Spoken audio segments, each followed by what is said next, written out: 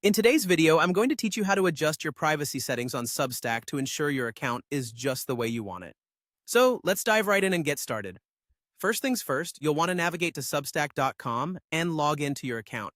This is your starting point for managing all of your Substack preferences, including privacy settings. Make sure you have your login details ready and enter them to access your account.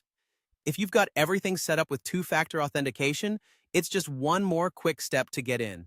Once you've successfully logged into your account, you'll see your Substack dashboard. It's located in the upper right corner of the screen. Your dashboard is essentially the command center for all your activity on Substack. From here, you can manage your posts, subscribers, and importantly, your account settings. Clicking on the dashboard will give you a drop-down menu with several options, including where we need to go next. From the menu, click on the Settings option. This will take you to a page where you can adjust various aspects of your account.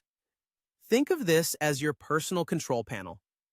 What we're looking for here is the privacy settings, so you'll need to pay attention to the sidebar on the left-hand side.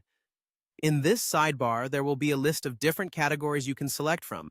Look for and click on Privacy. It's important because this section controls who can see your content and how your account interacts with others on Substack. This is crucial if you want to keep certain information private or ensure only specific people can engage with your content. Now that you're in the privacy section, there should be an option to toggle your privacy mode. This is usually a straightforward switch or checkbox. Toggle this mode on or off depending on your personal preference.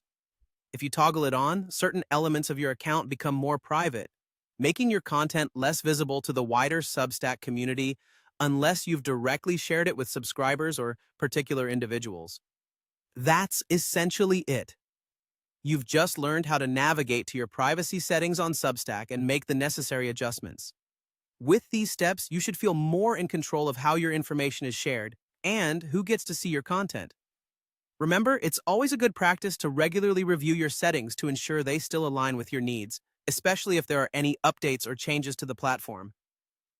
Thanks for watching, and I hope this guide helps you maintain the level of privacy that you desire on Substack. If you found this helpful, feel free to like, comment, or subscribe for more tips and tutorials.